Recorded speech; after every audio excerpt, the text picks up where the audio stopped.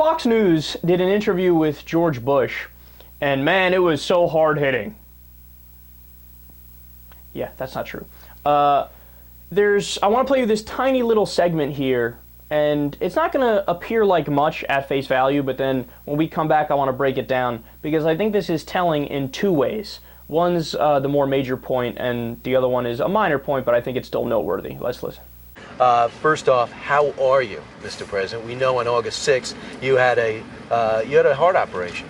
I had a stent placed into my LAD artery, and I'm feeling pretty good.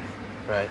I wish I was a teenager so I could be out on my mountain bike today, but I'm slowly recovering. And it surprised you a little bit. You thought you'd be out there on your mountain bike already.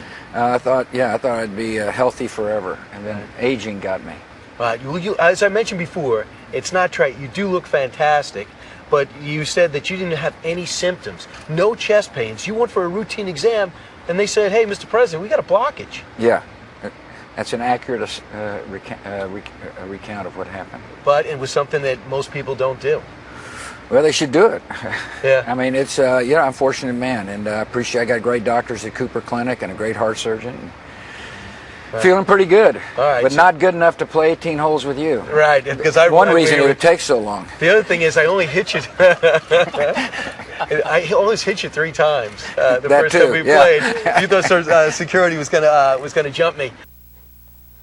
So the minor point is just the smooth transition that they make to chucking it up like the good old boys club, talking about golf. Like, yeah, he almost hit me 3 times with his golf ball. Yes, anyway, let's go have a $400 steak and a nice Chardonnay. Like, all right, we already think you're rich, out-of-touch assholes. The casual bantering about golf does not help. I mean, it shows you that they're relatively carefree, right? Even after Bush just recently went through the heart surgery and there was a scare, like, they're still like, ha ha ha ha, we're rich and we like each other no matter what we do. Anyway, should we invade another random country? Ugh, it's sickening. But that's not even the major point. The major point is in regards to Bush's response to the question about heart surgery. So he's explaining what went on, and why he needed the surgery and how they discovered it. And in the middle of it, Kilmeade's like, some people, they don't even realize and they don't look after their health enough to realize and this and that. And Bush is like, they should. They should.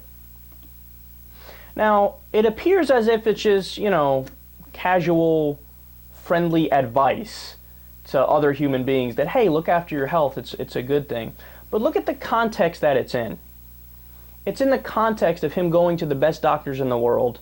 It's in the context of them doing a really thorough examination to find the blockage, right?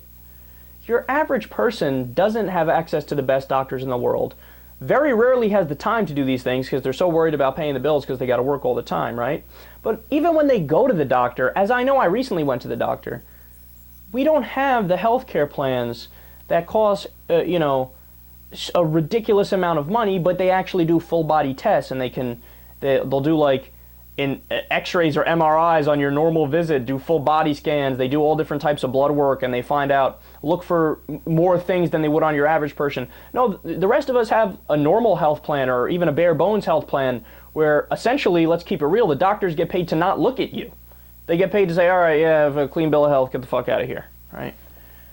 Now, what I took away from that is that George Bush is incredibly naive, and he thinks, like, well, everybody has the same access that I do. And I think I don't think he's like a guy like Mitt Romney probably knows that he has better healthcare than everybody else, and he's got all, the creme de la creme. George Bush, I think, is an idiot. And George Bush, I think he's been even though he was president, even though he went through all that, I think he's been so sheltered his whole life, and he's had so much privilege his whole life that he naively thinks like, well, everybody else has a similar amount of privilege that I do, and they all have the doctors that do the full body scans and find the blockage and save your life, and then you go play golf for the next 27 years? Of course. No, Georgie. Sorry, buddy, that's not the case. We're actually struggling out here. We have 45,000 people that die every year because they don't have access to basic health care. And you're nonchalantly saying, well, of course, you go get a full scan and get everything fixed. Duh. Sure. We'll find time in between us not having health insurance and going bankrupt to pay for it. We'll find time between our 3 jobs that we need just to, make the rent and put food in our stomach. Yeah, thanks for the advice, George.